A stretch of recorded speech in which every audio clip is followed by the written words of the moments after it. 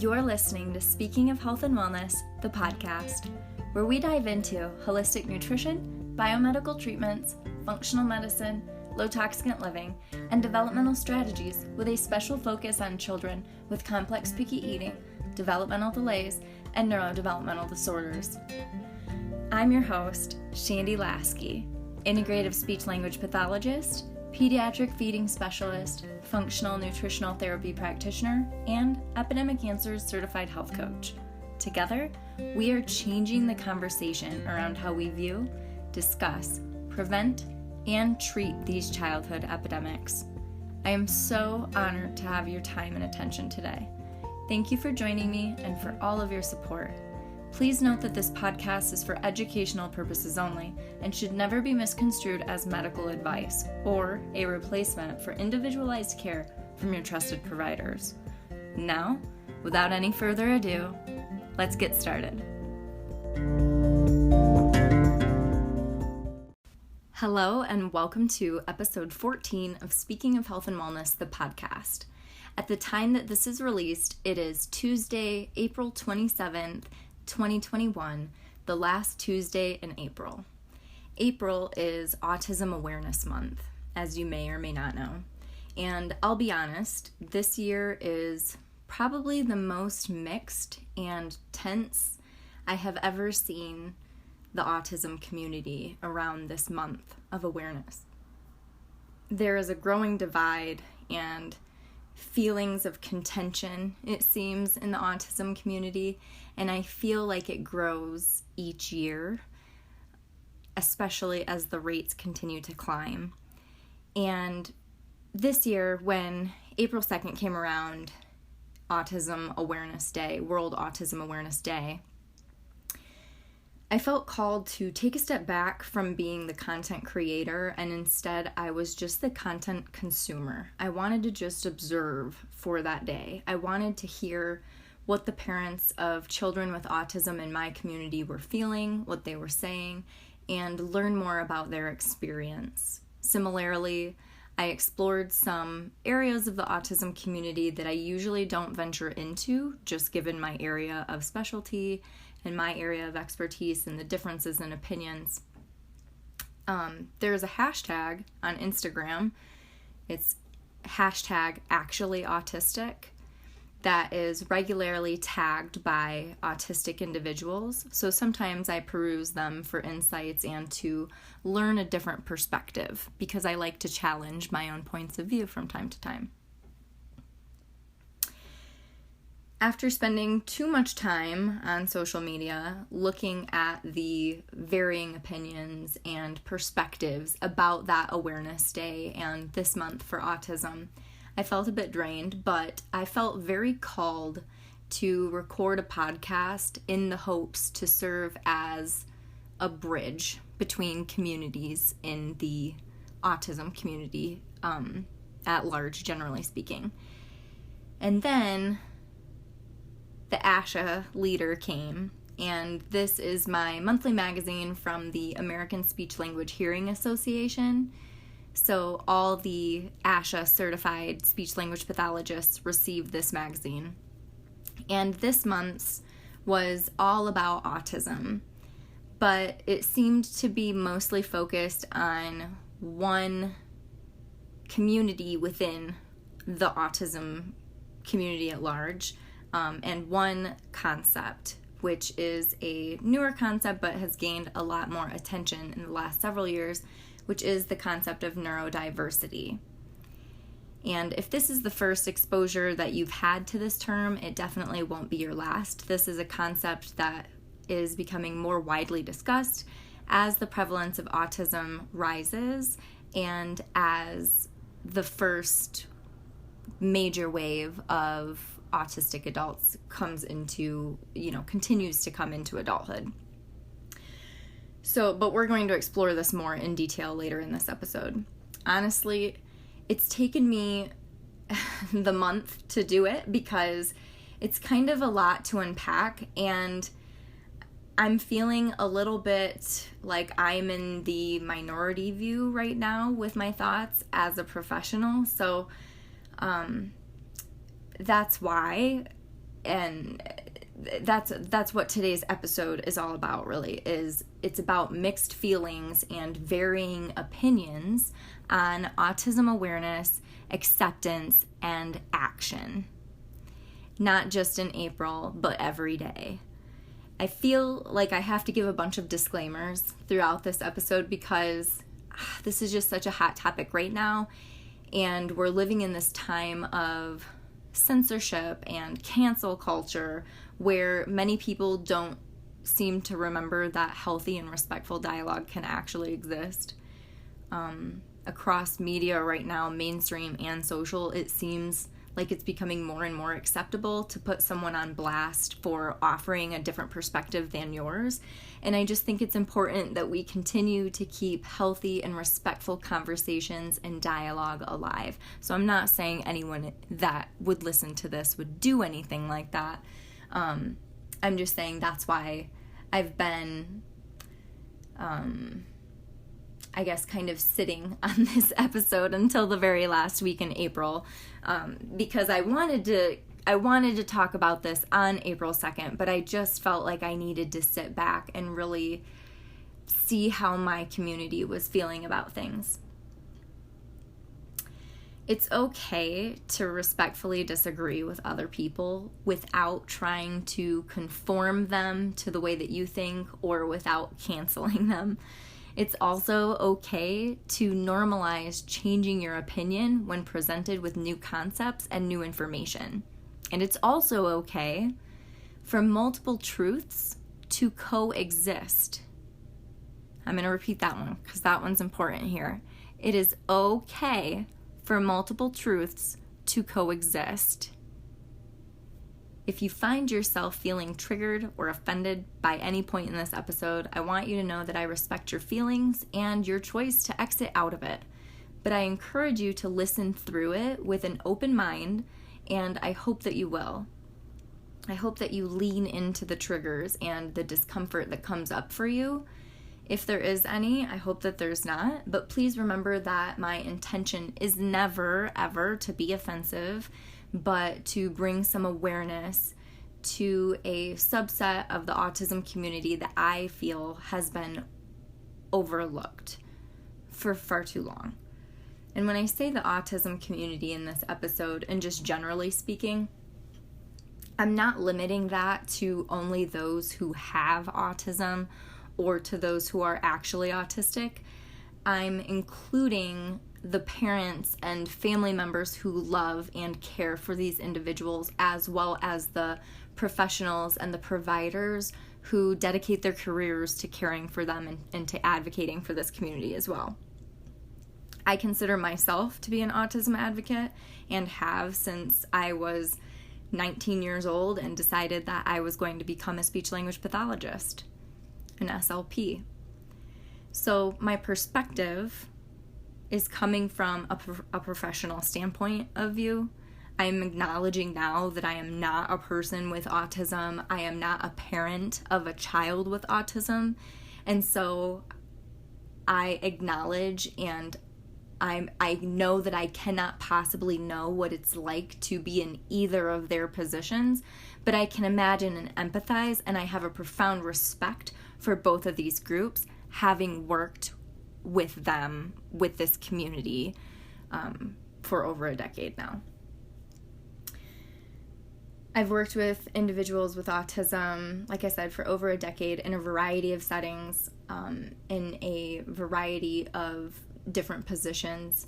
I've worked across the span of ages with autistic individuals, from very young children, where I've been the very first professional to identify that there were concerns for autism, through adulthood, working with autistic adults. Notably, my experience with adults has been limited, and I've had far more experience with children with autism, young children and school-age children. But I believe that this isn't just unique to my experience, but more so related to the timing of my career, also coinciding with this rise of the autism rates over the last decade. But again, we're going to continue to talk about that more in detail.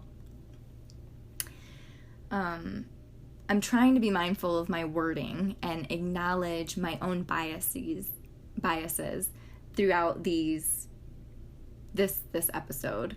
Mostly, I'm trying to raise the awareness and advocate for the individuals that I serve. Many of them are parents who have children who have experienced developmental regressions before their child then regressed into a condition that was labeled as autism.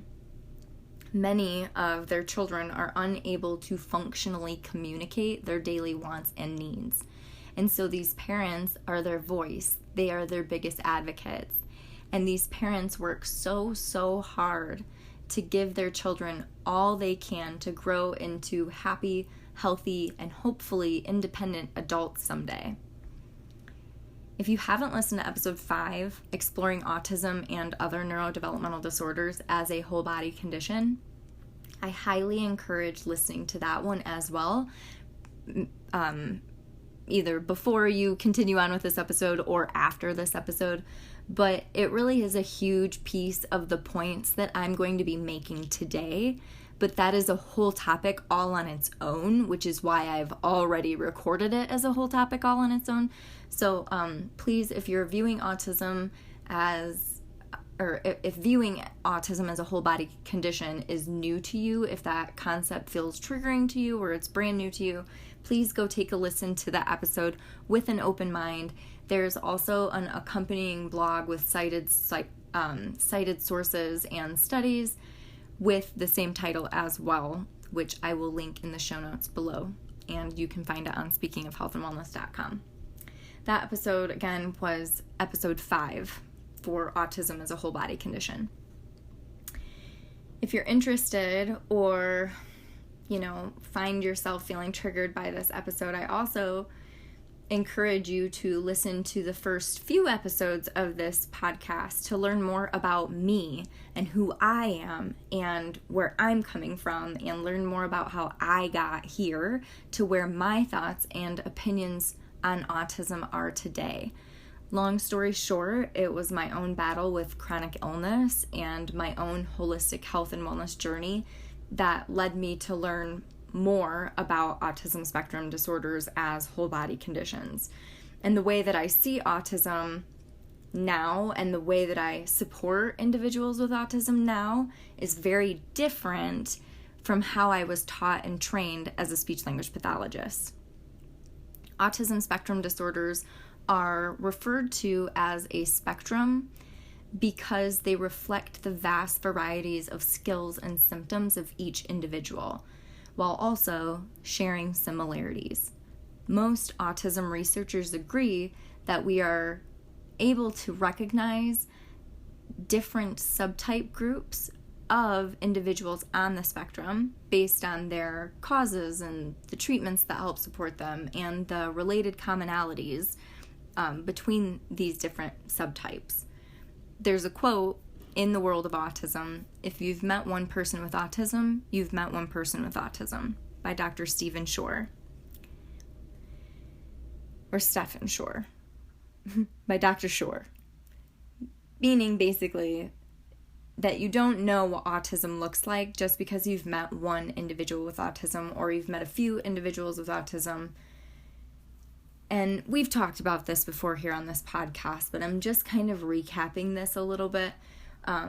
But, as someone who's worked with children and individuals on the spectrum for over a decade, I do fully agree with this quote in a number of ways. I think that we need to be looking at the individual and the individual's unique needs and focus more on that individual and a little bit less on the label sometimes, oftentimes, all times.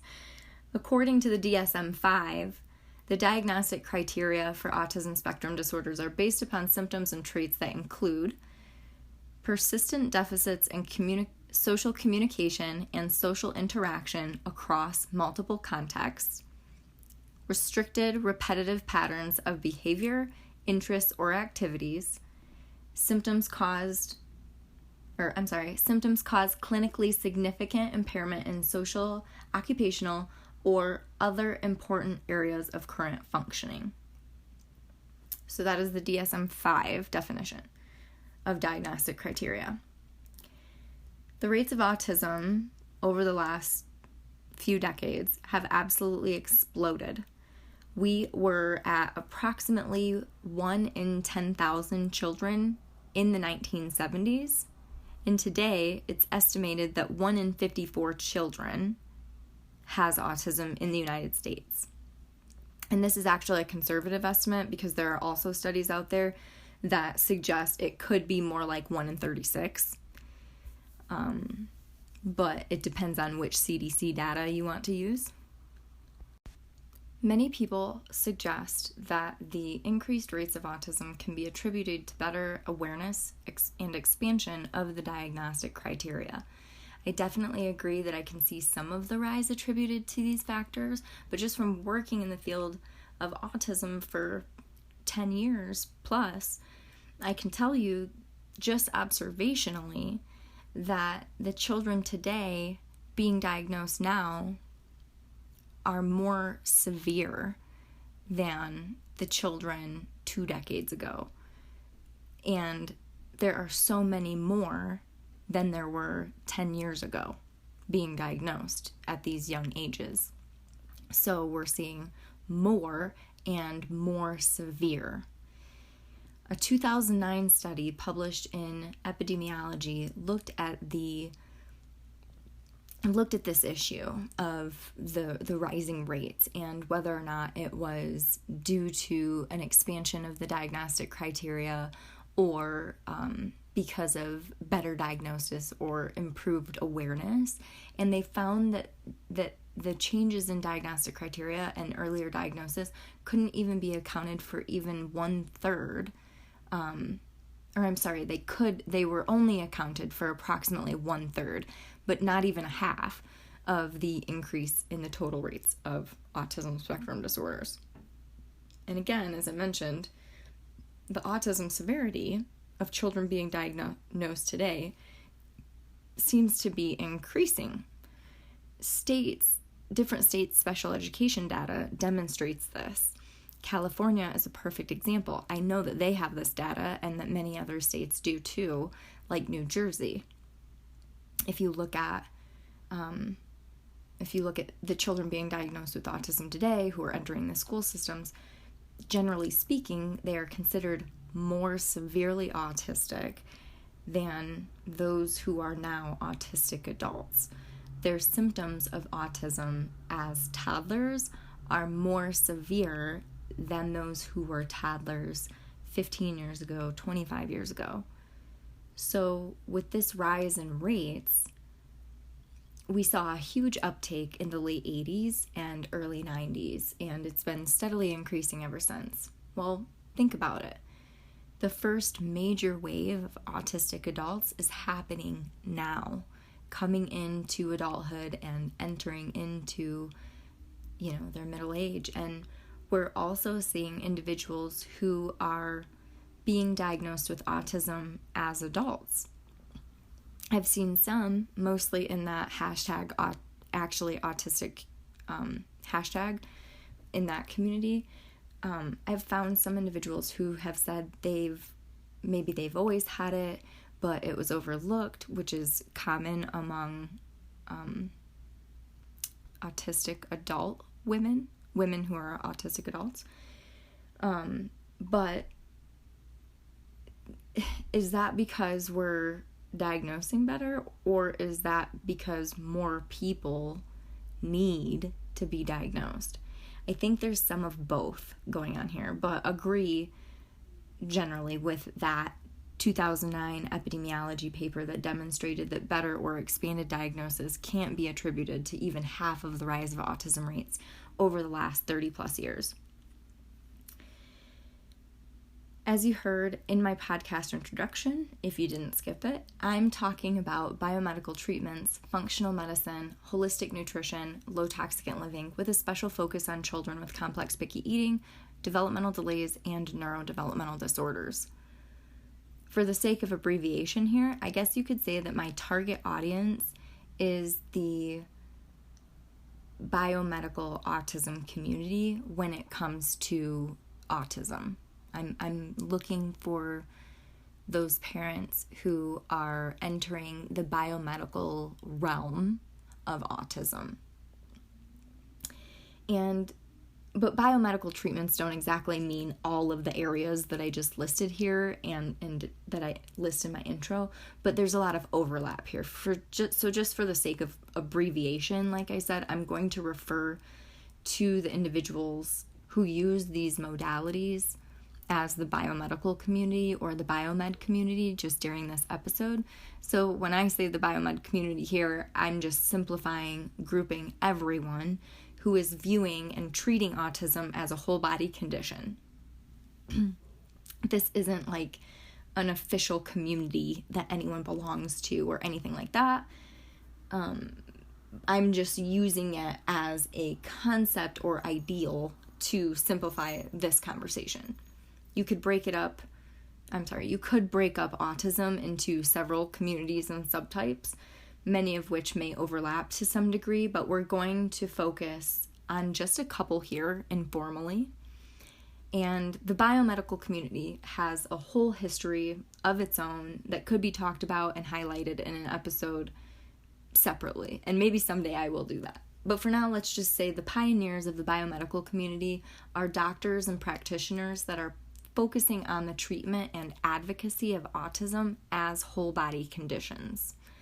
Many of the prominent figures in the world of biomedical medicine and functional medicine, many of these providers are also parents of children with autism themselves, and that's how they got into that demographic, into that community, into that world.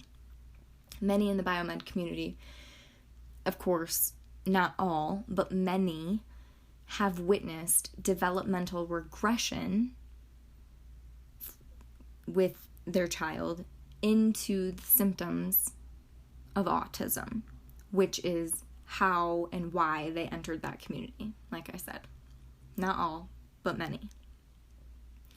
While the biomedical community's views and perspectives are mostly made of providers and parents of these children, I've also met and or come across a few adults with autism who began pursuing whole body therapies and strategies as teens or adults. And these individuals have been very rare to come across in my experience, but they are out there, and I think that we're going to see more and more of them in the years to come. But the ones that I have met and spoken to, whether personally or online, they have seen improvements in their health, wellness, and overall functioning as adults. I met a young adult with autism, actually at Autism 1, 2019.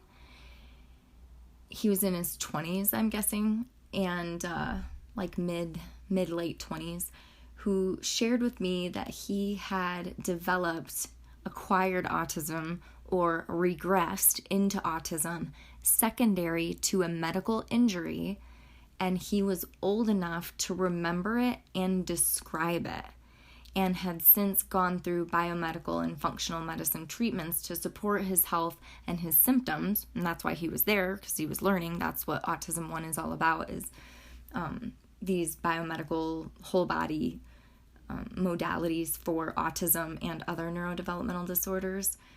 And he still has autism, and he's not ashamed of it, but he's trying to help himself be the healthiest version of himself, you know. But he shared that many of his symptoms have improved, and he's more functional overall because he's better able to cope with the symptoms and comorbidities like sensory overwhelm and major social anxiety. I would say that the overwhelming majority leading the biomedical community, though, are the parents of children with autism. Many parents of children with regressive autism. This group, this biomedical community, is big time calling for autism action. How they view it is, yes, we are definitely aware of autism, and we're asking for action for the autism community. So now, let's then shift our focus and let's talk about neurodiversity as a concept first, and then as another community or a subset of the larger autism community, the neurodiversity community. Similar to what I said about the biomed community, it's not like an official formal community or anything that people belong to, but it's more about belonging via your beliefs and the way that you view autism. So neurodiversity is this concept or idea that explores and highlights that each individual is neurologically unique, that we are all unique beings and are unique, and we all have a unique, we have unique differences neurologically and diverseness neurologically and mentally that should be embraced. And that sounds great, right? I fully support that idea. And I believe that I practice and preach that idea. I think it's important to highlight everyone's unique strengths and differences. And I don't think that anyone in the biomedical community would disagree with that concept in any way when it was put that simply. But with the concept of neurodiversity becoming more widely discussed and the first major wave of #ActuallyAutisticAdults speaking up and sharing their perspectives, what we're seeing is becoming its own community or movement in many ways.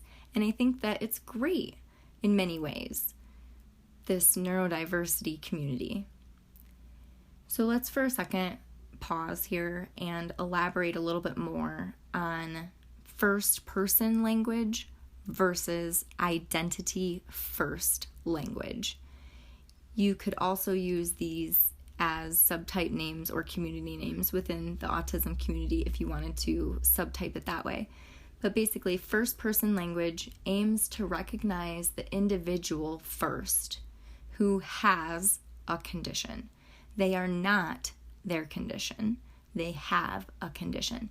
So for example, you would say a child with autism, an adult with autism, an individual with autism. They are a person with a condition. This is what was formerly taught to me to use as a provider and as a professional. And this is how everyone that I have ever personally worked with has preferred to be referred to as, that I know of. I have never been told otherwise, I guess is what I'm saying. A concept that's becoming more, it's getting more awareness, that is newer to us providers, is this idea of identity first language. And it's used most widely by those in the neurodiversity community. So we would be using autistic adults or autistic woman as the description, autistic child as the description. You may or may not have heard me switching back and forth with these different types of languaging throughout this episode already, and you're going to continue to hear me do that. It has been intentional. Generally, I use person-first language as that's what's been taught to me, and like I said, everyone I've ever worked with has preferred that. However, I respect the preferences of autistic adults who identify with identity-first language, so I'm trying to be mindful to use this language when referring to them. That being said, I don't see this becoming my default, because my default will probably remain first-person language, person-first language, I mean,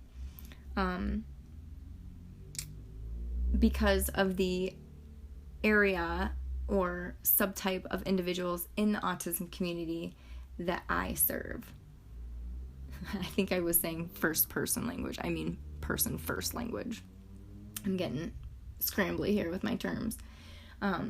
But person first language, adult with autism versus autistic adult, right? You see that difference?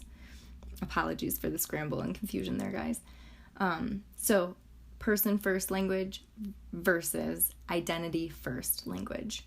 I respect either one, but what I hear the autistic adults saying is that the default should be identity first language. And I don't know that is going to become my default. But I also do not work directly with autistic adults.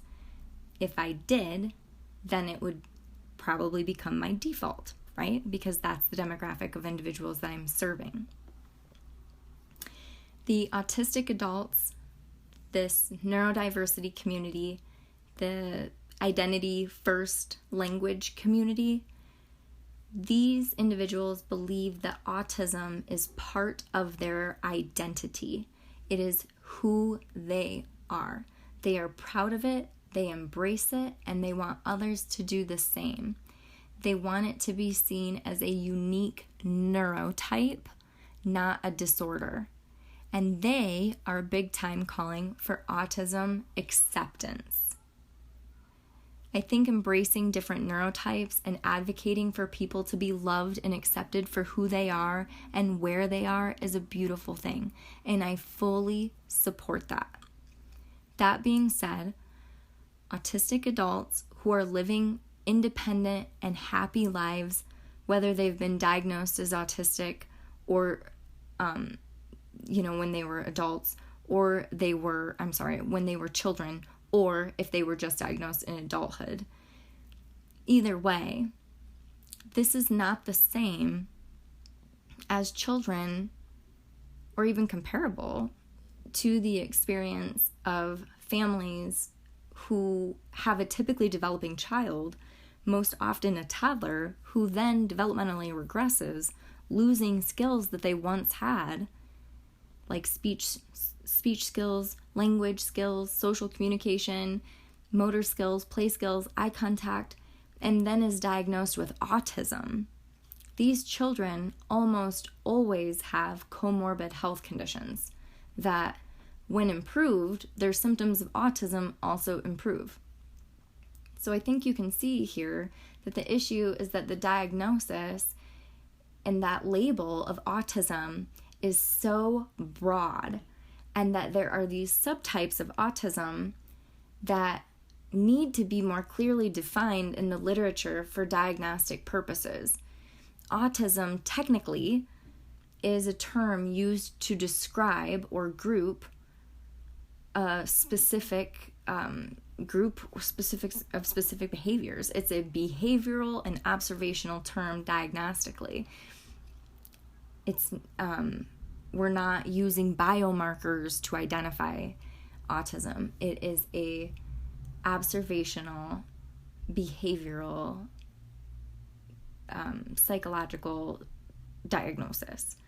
The DSM-5 is the Diagnostic and Statistical Manual of Mental Disorders, 5th edition, that I mentioned in the beginning of this episode. And this is the established criteria that qualifies a child or individual to be diagnosed with autism. This diagnostic criteria changed in 2013, and it basically eliminated the subtypes of autism that already did exist, and it then put them all into one label as autism spectrum disorders. Many of the autistic adults would have previously been diagnosed with Asperger's syndrome. And while you may still hear this diagnosis from time to time being used, it isn't diagnostically given anymore. To my knowledge, my understanding is that we're now using the DSM-5 across the board, so people are not even able to give out a diagnosis of Asperger's. Someone who would have been diagnosed with Asperger's is now diagnosed with autism spectrum disorder. There was also a diagnostic term called childhood disintegrative disorder that was used for children who regress developmentally, losing social skills and language skills and play skills and motor skills. And with the update of the DSM-5, this was rolled into the autism spectrum disorders diagnosis as well. So they're all kind of, there were a handful of diagnoses that were then all rolled under the autism label, the autism diagnosis. And so then along with that was a term called pervasive developmental disorders, not otherwise specified. And that was also a diagnostic term that is no longer being used today, and these children are now diagnosed with an autism spectrum disorder. And then there also was, I believe there was just, it was just like autistic disorder was a diagnostic term. And then now it's autism spectrum disorders. So like the idea here is that they are saying, okay, enough of us agree, enough consensus has been formed that all of these conditions are really just subtypes of autism. So let's use autism as this overall diagnostic category for the DSM-5. So this may be where some of that increase in that diagnosis that can be attributed to the change in diagnostic criteria, this may be where some of that comes from. But again, that doesn't mean that the rates aren't actually increasing, because if they weren't labeled with autism, they would have been labeled with these other conditions. And if you break them down into subtypes, like I said, the kids being diagnosed today are generally more severely impacted, and there has been an increasing rise of autism cases involving developmental regressions. Some of these children who are being diagnosed with autism, they regress developmentally. These are children whose parents are these are the children whose parents are generally using the biomedical approaches. Not all in the biomedical community have experienced regression, but it's common among these families because they often know that something triggered the condition, so they're working to reverse it or at least improve their symptoms. And there's more hope that it can be reversed because of the typical development that occurred leading up to that regression. Research has demonstrated time and time again over the last couple decades that these children who are regressing and then being diagnosed with autism, these are the children who are experiencing the most comorbid health conditions and are more likely to have poorer learning outcomes and health outcomes. They have more physical and psychological comorbid health conditions and higher rates of intellectual disabilities than those who do not experience developmental regressions. They are more likely to have more severe autism symptoms throughout the entire course of their life.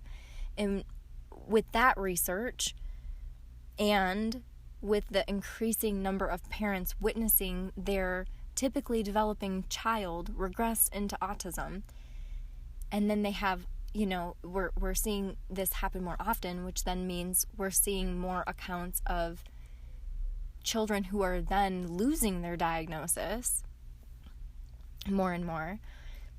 with all this going on, with the increasing rise of all that happening, can we really blame these parents for not accepting that it just is what it is, or that it's just a different neurotype when it comes to their child's specific autism?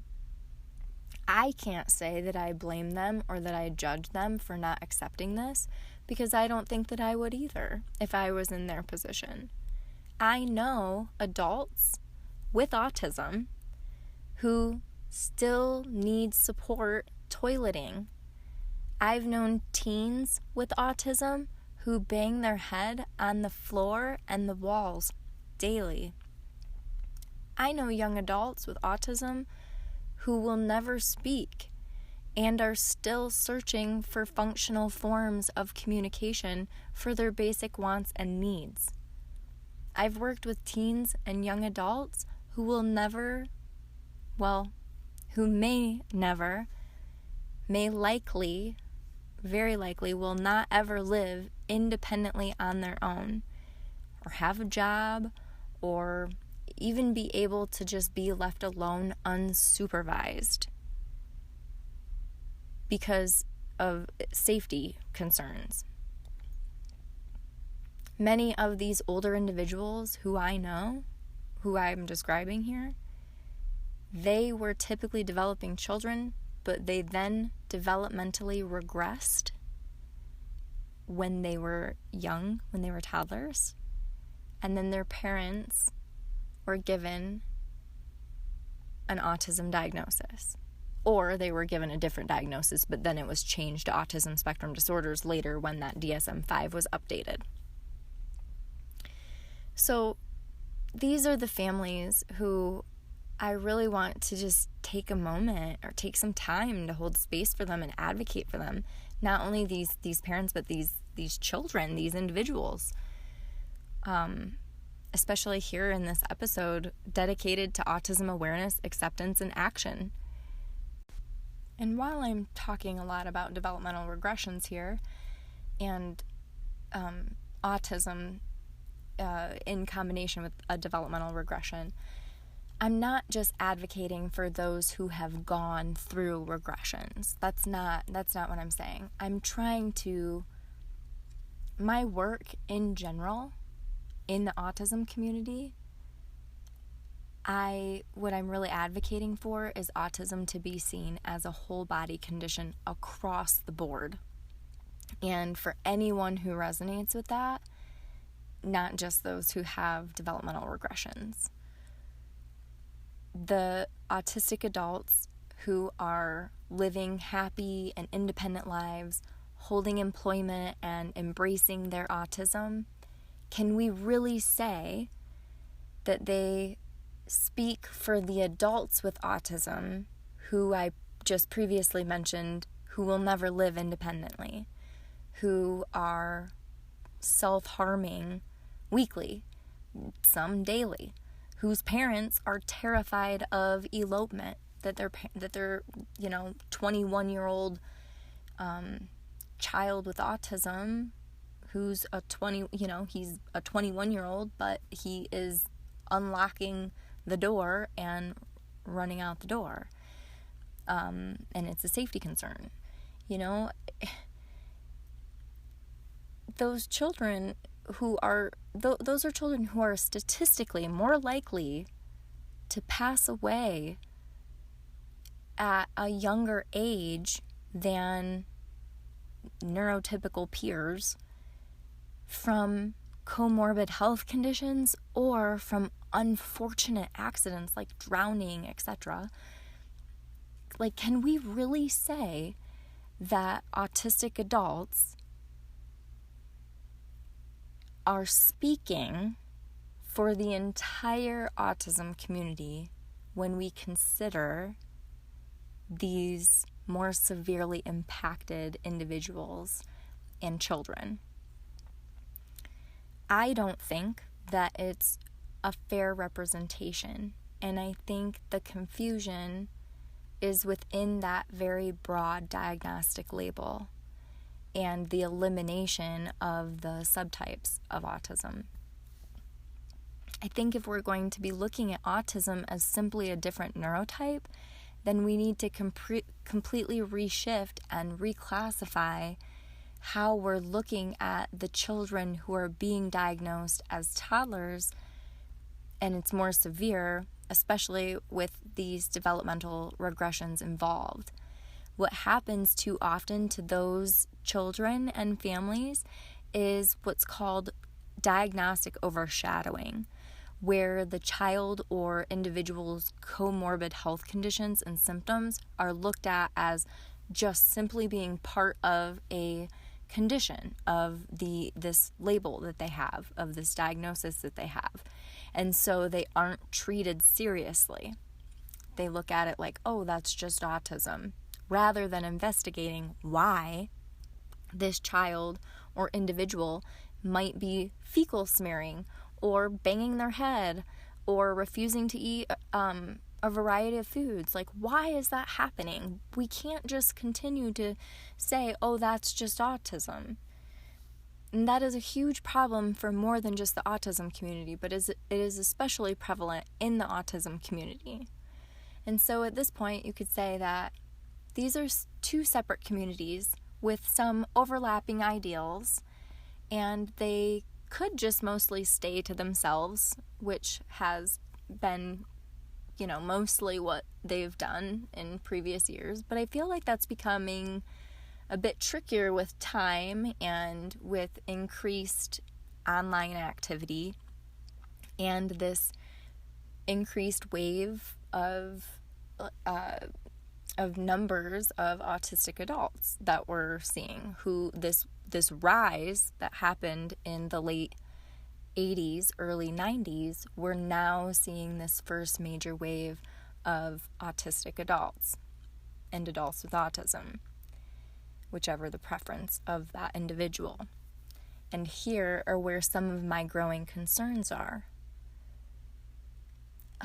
I have seen, in the last couple years, I have seen and experienced some very ruthless comments and it probably is just from people being online more and just like the nature of the world we're living in, but I've seen more comments in the last few years from either autistic teens or autistic adults towards the parents and providers in the biomedical community. And not just at the biomedical community, but also at the traditional behavioral model of autism community, which is a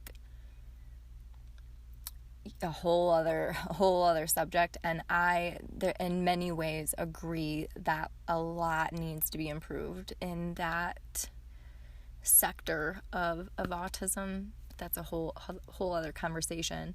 But I also see it directed at the biomedical community and have experienced it. Different comments and stuff. And I don't really let it bother me because I don't necessarily expect or need the autistic teens and autistic adult community to agree with me. I don't need I don't need them to fully agree with me or resonate with what I'm saying. I respect their opinions. I value where they're coming from, even if I don't always agree. If it's a nasty comment, I don't usually engage in those, but if it's a decent, a respectful comment that's just respectfully disagreeing with me, I have engaged in the past when my account was public on Instagram. And I was just a little bit more accessible. But I can respect their opinions and value where they're coming from, even if I don't always agree, like I said. And similarly, I have seen some nasty comments back and in response, often, to the actually autistic community, the neurodiversity community, from some of the biomed community or that isn't always holding space for that individual. And I think that it just really comes from this true lack of understanding for each other with these different communities. But I just think that it's important to share as well that I've seen it go both ways. But oftentimes, if someone in the biomedical community is saying something sassy or salty, it usually, from where I have seen, has been in response to, rather than sometimes the autistic adults or the hashtag actually autistic community, like this online community. Like I said, it's not like a formal community, but I think you'll know what I'm talking about. Maybe you do, maybe you don't, but you get what I'm saying. But sometimes they will come after people in groups who are using specific hashtags. So like if you hashtag healing autism or autism recovery, I have seen them find people via these hashtags and then say really not kind things to these parents that like really makes these grieving parents just feel even worse. And there's just a lot to unpack with that. Again, it's a true lack of understanding for each other. My concern is that there are some in the identity first neurodiversity community who are really advocating for the wide narrative to be that autism doesn't need to be treated, that it's not a disorder, it's just a neurotype, a different way of being. Some of them, not all. I'm not trying to make blanket statements, but the general vibe that I'm gathering and have seen has been that the use of biomedical and even some nutritional approaches are wrong or demonized. And those who use them are made to feel that way. And my concern is that society, or those who are newer to the world of autism, will see their opinions and these viewpoints as they continue to grow and view them as if they represent the whole entire autism community, which is just absolutely not true, as they do not represent this biomedical community that I have described and those who have watched their child regress before the autism diagnosis. And here's the thing. I do not expect all of the autistic adults to understand this initially or easily or at all. As a speech-language pathologist, we are the highest qualified professionals trained in social and pragmatic communication, as well as cognitive skills around communication. And as SLPs, I believe that we know better than any profession that, generally speaking, and again, I don't like to make blanket statements, but stay with me here because I'm saying generally speaking, though I know there are exceptions. Generally speaking, I don't expect autistic adults who identify and prefer identity-first language to fully understand or empathize with the perspectives of a parent who has watched their child regress into autism, especially if they're not a parent themselves yet. It is very difficult for anyone to understand and fully grasp how these parents feel and what they're going through. So I would not anticipate that empathy piece of this for the autistic adults would come easily at all, as this is a part of social communication that is often difficult for many individuals with autism. Social communication, theory of mind, and empathy skills can be very difficult for individuals with autism. So, if it's hard for neurotypical people to have an understanding or empathy for these parents of children who regress, or parents who just don't view their child's autism as a special gift or just a different neurotype. If it's hard for neurotypical people to understand this phenomena and this grieving process that comes with that developmental regression and that diagnosis, then as an SLP, I know that it's going to be difficult for an autistic adult or an individual with autism, because those skills are already difficult for them, generally speaking. Where my other concern is, that kind of has come up this year, is that I'm seeing a growing increase in professionals who are amplifying this idea that autism is just a different neurotype, and that we shouldn't be treating autism or calling it a disorder.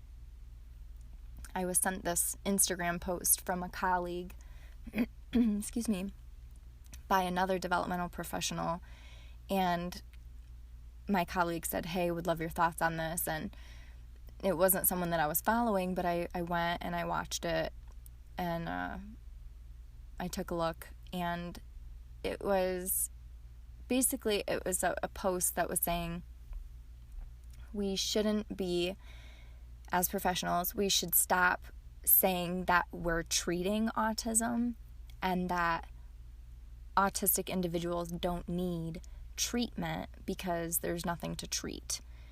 And when we use treatment, it phrases it like we're saying there's something wrong with that person, is the message that I believe she was trying to portray. That was the message that I received. And when I watched it, though, my entire body kind of screamed, I don't agree with this message from another professional. I wholeheartedly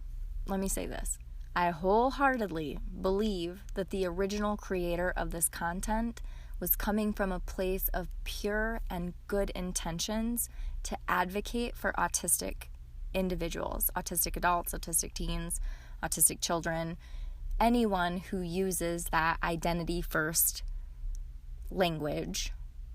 I believe that she is trying to amplify what those in that community, that neurodiversity community, have said. And she did.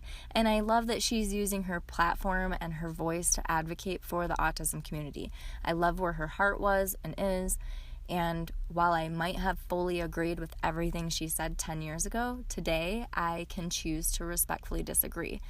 But really, it's like, okay, first of all, I don't even remember her handle or her name. So, like, that's why I'm not sharing it, because it's really not about this person. So, it's not about me putting this person on blast or anything. It's really just about, like, the semantics that we're dealing with here. Because it's not just her that I've seen this message from.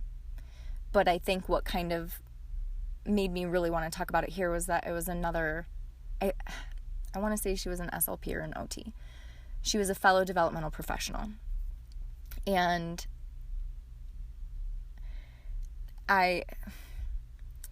it's just semantics, right? I don't want to get too hung up on words, but I believe that language is powerful. And that's the message that she's also relaying, is that there's a semantic meaning here, and maybe we shouldn't be calling it treatment.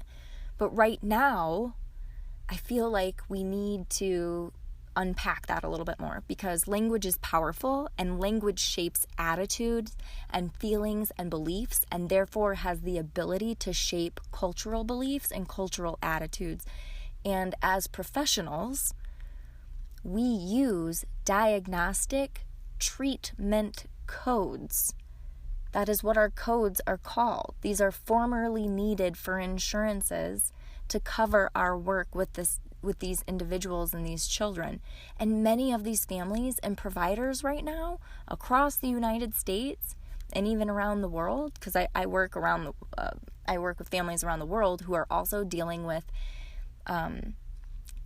different battles with insurances and the community resources and all these things. It's like, to get coverage or get the go-ahead for these services to be covered financially is very difficult. Very difficult. And so in my mind, I'm thinking, shouldn't we be fighting and advocating for more treatment and more therapies and more services to be approved, promoted, and provided to these individuals. Not saying that we need to stop saying we're treating, not saying that we need to stop saying we're treating autism. And again, I fully support and get the message if it were maybe coming from an autistic adult that didn't know the ins and outs of this languaging. But I just found it interesting coming from a fellow provider. And again, I think her heart and her intentions were to advocate for autism is a different neurotype, that is something different, but not less about a person. And I can appreciate the good intentions of that fully. But the language and the semantics of it all kind of got to me a little bit, and I just felt like I needed to touch on that a little bit. I think we need to be really careful about saying autistic individuals or individuals with autism don't need treatment, as long as our services are being still called treatment. You know what I mean? I just keep thinking about the parents in the biomedical community who have these severely impacted kids, and not just those in the biomedical community. I keep saying the biomedical community because that is the subtype of autism. That is the group of individuals that I primarily serve, right? But those who have these most severely impacted kids, they are doing everything they can to help them get to a place where they don't need treatments anymore. How would they feel with that message? I don't know. What about those parents who had a child that regressed and then they were told it's autism? They had a typically developing child, and then now they're just told, oh, your kid has autism. And you know, there's a lot that these families go through. And the issue is that biomedical treatments and nutritional therapy and other integrative therapies and strategies, and even some traditional therapies, some of these autistic adults across various media outlets and social and otherwise are trying to make it sound like the pursuit of anything that aims to change or improve or diminish the autism symptoms is trying to fix this person at the core. It's trying to fix something that isn't broken. Like, you're trying to change who that person is at their core. And I guess what my concern is that parents of newly diagnosed children, or children who are on a wait list waiting to be diagnosed, or maybe parents who have children who have recently regressed, parents who are new to the world of autism, and with a child who is now given or will be given a diagnosis of autism, my concern is that they will choose to not pursue different forms of early interventions and or a functional medicine or biomedical route because they believe that their child will be as capable or as high functioning as the autistic adults who they hear this opinion from. And another thing I want to say too is that these biomedical treatments, these nutritional therapies, these things like that is not, more often than not, is not covered by insurances. So again, going back to the idea of not calling it treatment, I just think, oh my gosh, like, that feels like, are we taking a step back? If we're, like, we should be advocating for them to have more treatment coverage and to be looked at as whole body conditions. And from my perspective, the word there would be used, it would be treatment, right? But again, semantics. It's all semantics. So anyways, along the lines of semantics, on that note, another theme that I'm seeing that I feel like I just need to, I don't know what the answer is here, and I'm not really, I welcome the dialogue, but something that I'm seeing is that members of this identity first community, the neurodiversity community, the autistic adults, they feel that the terms like low functioning versus high functioning, some of them I have seen have described this as offensive. And I respect the opinions and would be interested in hearing more about how they feel we should speak about this, that like huge varying range of skills across the autism diagnosis. But right now I feel like I don't know how else to word it and how we cannot not speak about it. I don't want to not speak about it just for the fear of offending someone. Do you know what I mean? Like, what's happening in the world today is that no one wants to be offensive. And a word that I'm seeing being used is ableist. Like, if you are not fully for neurodiversity, some people will say, or not just neurodiversity, I mean like fully for everything that community or that person you're interacting with believes that community stands for. Like, I support neurodiversity as the concept 100%. But do I agree with every single ideal and thing that this community that is forming? Do I agree with every single thing that they are saying, or that the thought leaders of this community are saying? No, I don't. I feel like there's still room for discussion. I feel like there might be things where maybe we never agree. Maybe we always just respectfully agree to disagree, and that can be okay. Like, that's the point of this entire episode, is that multiple opinions and realities are allowed to exist on this topic. It is okay to have mixed feelings about autism. It is okay to see autism as a gift and then also simultaneously see it as not a gift, because I know that there are many parents who do not see it that way. But I also know parents who can see it one way or another, depending on the day, depending on the moment, depending on the situation. Do you know what I mean? So there's just like no black and white, and that's where I am right now. I'm the gray area of this. I feel like I just am trying to bridge this gap. Anyways, I feel like, how can we not talk about this huge varying level of skills and these subtypes within the autism community as we explore autism awareness, acceptance, and action?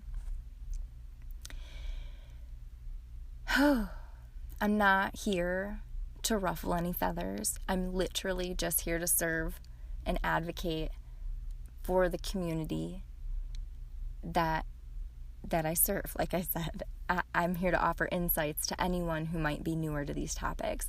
The reality, though, is that, like, if someone were new to the world of autism, if they were unfamiliar with this world of autism, brand new to it, they would, if you compared someone who was quote unquote on the low functioning end to the high functioning end, and I don't love those terms either, but I don't know how else to describe them, okay? So I'm doing air quotes, and just bear with me here. But like, if you didn't know the span and the spectrum of autism, you would say, wait a second, these you're telling me these two individuals, you expect me to believe that they have the same condition? I don't think that they do, you know? I think that there's so much nuance to autism, and the parents of children who have regressed and the parents of the parents who are in the biomedical community, they have been trying to be heard by the professional community, the medical community, for years and years now, and slowly but surely more awareness is coming. But for years, these parents have been gaslighted by the conventional medical community, told that what they're seeing is not real, or told they're confused about what's happened to their child. Not all, but like, again, this is a generally speaking vibe that I've gotten and that I've seen. I am personally a provider that, admittedly, as a undergrad student, I thought that these parents who shared that their child regressed after certain medical procedures, I thought that they were just displacing their grief, because that's what I had learned to believe. It wasn't until my own medical injuries and my own chronic health journey, like I had described, that I started to learn more and think more about autism as a whole body condition. And episodes 1 and 2 of this podcast are all about that in detail, where you can learn more about how I came to these perspectives, because these are not the perspectives that I was trained in. I am a traditionally trained SLP who has become integrative in nature. And I've changed my entire career trajectory because I learned that autism is a whole body condition. Seriously, speaking of health and wellness would not exist if I didn't know it to be true that autism, or at least this certain subtype of autism that I am specializing in, these are whole body conditions. Viewing autism as a whole body condition is what has led me to using this same approach across the board for all children who have neurodevelopmental disorders, even kids with complex picky eating, which is often seen in children with autism. And by this approach, I mean, I'm just looking at it from a whole body perspective and saying, what is impacting their nervous system, and how can we support them through holistic nutrition and lifestyle supports and developmental strategies that the parent can do in their home. And I'm fine with the fact that autistic adults may not resonate with my work and my views, and I understand that it may be literally difficult for many of them to do so. However, it's the fellow professionals, my fellow colleagues, that I hope really start taking a broader look and gain some new perspectives. It's okay to advocate for the concept of neurodiversity and also advocate for the comorbidities of autism to not go overlooked. I think it's a bit of a slippery slope with developmental experts and professionals like SLPs and occupational therapists and physical therapists, etc., echoing the idea that individuals with autism don't need treatment.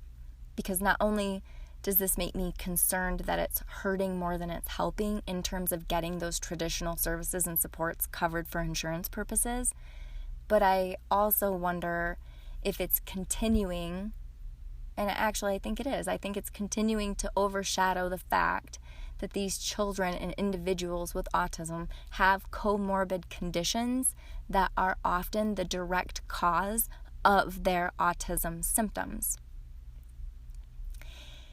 And as this wave of autistic adults continues to grow, and we'll continue to hear and see more of these mixed opinions, I also worry that not only are these ideas from this community sometimes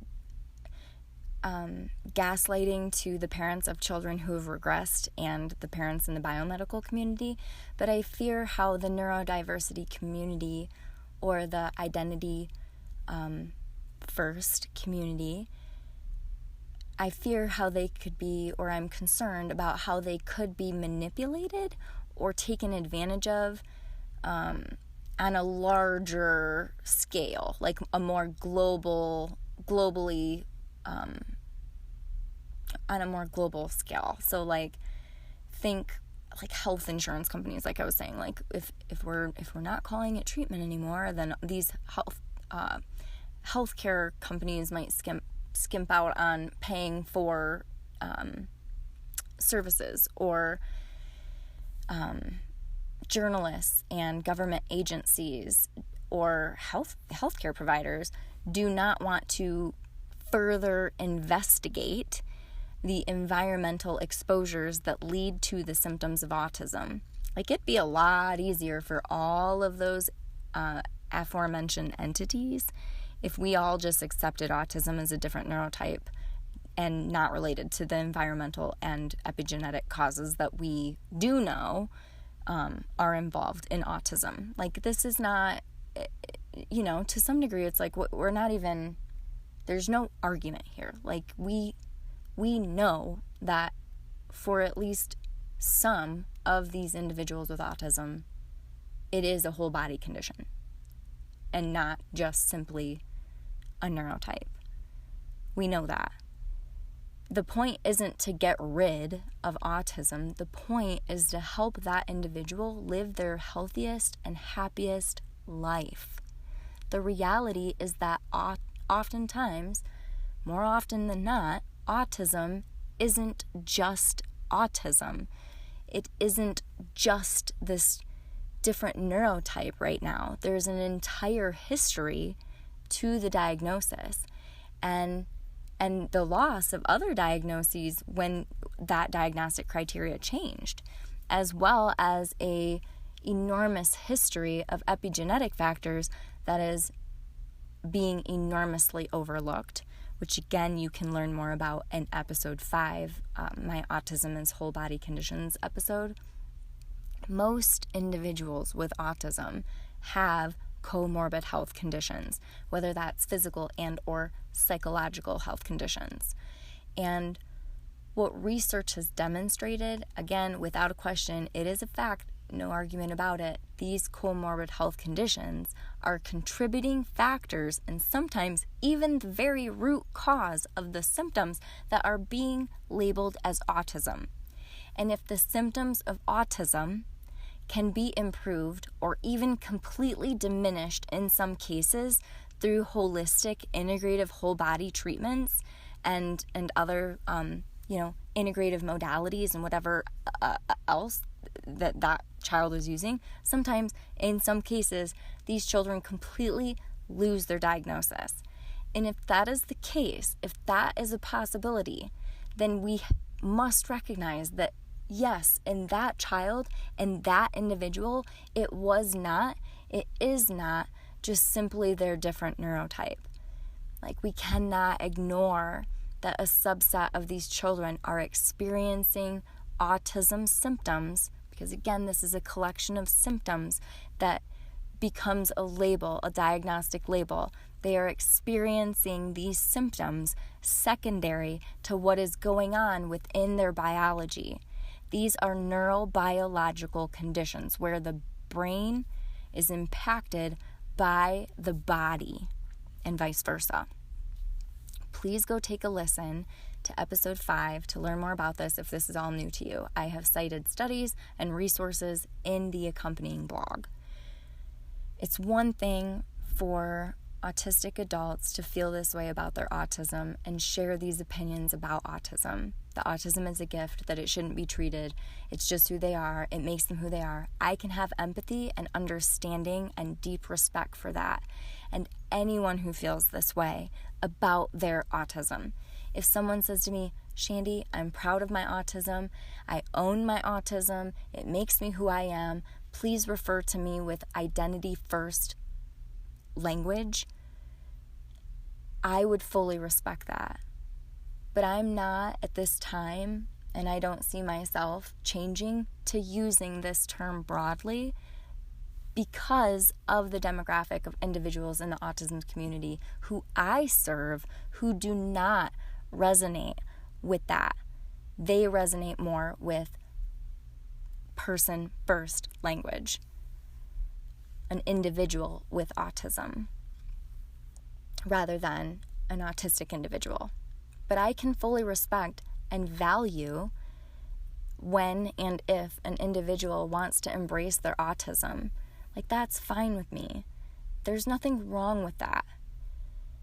I guess the point that I'm trying to drive home here, though, is that what's not fine with me is this damning and shaming of the biomedical community, or of the community of parents and professionals who believe that autism is a whole body condition, and they work to support those underlying comorbidities in order to help that person achieve optimal health and wellness, and therefore functioning and learning. I think that mostly it seems that the neurodiversity community, it seems mostly that they want to challenge that traditional behaviorist model that pushes to mold these individuals to conform and fit in this box of normal or neurotypical, even when it means making them feel very uncomfortable and putting them through therapies that, some support and some don't. And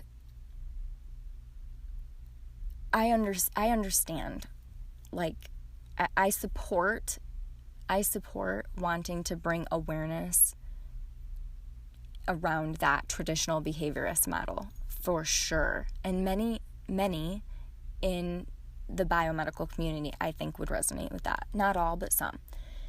Many in the #actuallyautistic community or the neurodiversity community who are able to share and articulate their experience about behavioral therapies that they might have had when they were younger, they have shared some reflections that are not good reflections about their experiences. Some stating how ABA therapy, applied behavioral analysis, actually was traumatizing to them. I've seen accounts of that, like, kind of widely. And I think that is really important to listen and learn from. I think there's a lot to learn from that. That being said, I also want to take a moment to just acknowledge that there are some very skilled ABA therapists out there who I know are respectful and great at what they do, who have improved the lives of many, many children. If I had a child with autism, I'm going to be honest with you, it would not be my first go-to therapy of choice. And I don't even know that I would utilize ABA at all for my child. It depends. I don't have a child with autism, but that's just me from my experience. And you might be surprised to learn that, on that note, as a speech language pathologist, I also wouldn't do speech and language therapy with an SLP as my first go-to either. You know what would be my first go-to?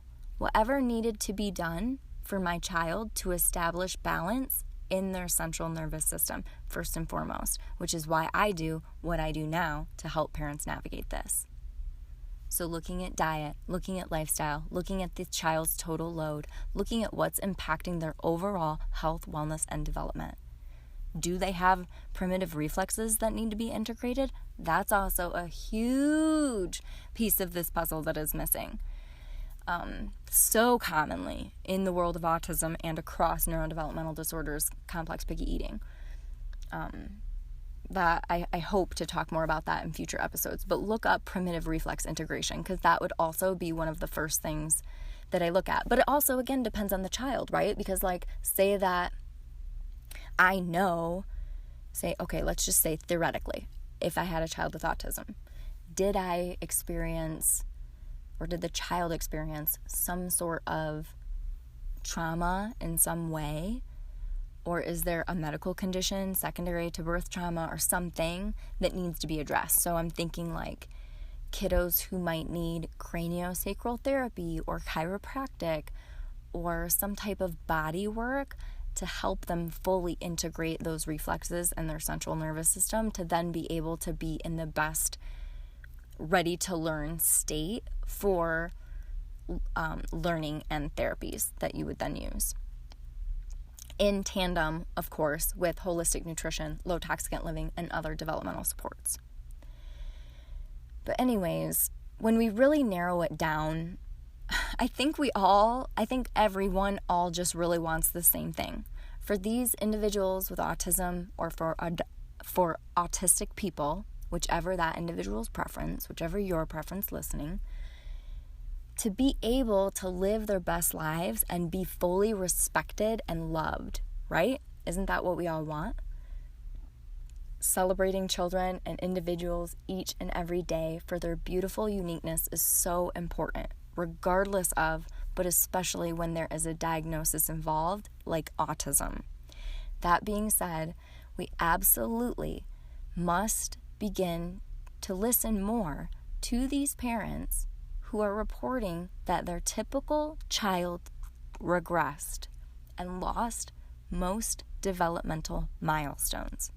That is not normal in the history of human development, ever. Developmental regression will not be something that I accept to be normalized. And maybe we need to call it something different than autism. Maybe we need to go back to childhood disintegrative disorder, or something different, or just, I don't know. I don't have the answers, but what I know is that autism is not just autism, and many of these children have comorbid health conditions that need to be addressed. And we need to listen to the parents saying, this is what we did for our child with autism, and they got better, right? These biomed moms. To continue to view, discuss, and treat autism spectrum disorders as purely psychological, behavioral conditions and nothing more, unrelated to their biochemistry. It just really is a true disservice to the increasing number of children and families around the world who are desperate for answers. So let's raise awareness and let's teach love and acceptance of individuals where they are always. But let's not forget that there is action to be taken for their individual health needs, and to move this conversation forward as a collective whole. You can learn more on my blog and in my podcast that I've mentioned a few times, Exploring Autism and Other Neurodevelopmental Disorders as Whole Body Conditions. It's episode 5. If you're a professional working with individuals with autism or autistic individuals, thank you for taking the time to listen to today's episode. I hope that some of this resonates with you, and even if it doesn't, I hope that you learned something new today, and I appreciate that we can respectfully disagree if it didn't resonate with you. If you're a parent of a child with autism, whether they experience a developmental regression or not, I hope that this episode has brought you some insights and new perspectives and hopefully some validation. I know that you love your child, would do anything for your child, and just want to see them happy and healthy and able to thrive. And I want that too for them, for you, for your family. Thank you for pushing play today and for taking the time to listen and learn with me. If you are looking for support around holistic nutrition, picky eating, meal times, and general developmental supports that you can implement at home with your child with autism, visit speakingofhealthandwellness.com for more free resources and to learn more about my distance coaching options. Whew. This was a long one, you guys. And I hope that, again, I just hope that you found it valuable. Thank you for taking the time to listen today. Next week, there will be no podcast, just as a heads up. So if you have not listened to all of them, go pick another one next week and listen to that one if you would like to do so. That would be awesome. If you have appreciated this, please give me a review on iTunes. I read every single one of them. They really do help boost the podcast and get it to more viewers and to just boost it on the podcast platforms. And I have a free Facebook community group. You can come join me. Give me some feedback on how you like this episode. If you've got questions or if you want to continue this conversation, I would love to know your thoughts. Respectfully, with a healthy dialogue, come join us. I will link it in the show notes below. That is it for you guys tonight. today. It is tonight now that I'm recording this because it's been such a long one. But anyhow, take care, and I will talk to you soon. And yeah, have a great rest of your day, wherever you are, whatever you're doing.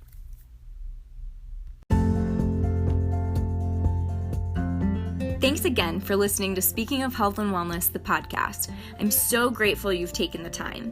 For any of the references mentioned in the show, head over to speakingofhealthandwellness.com.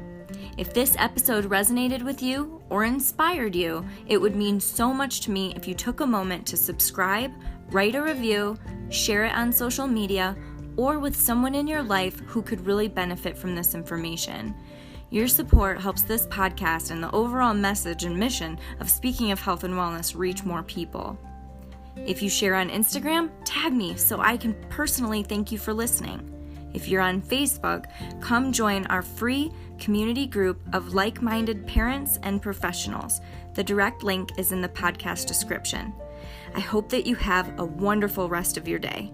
Thanks again so much, and take care.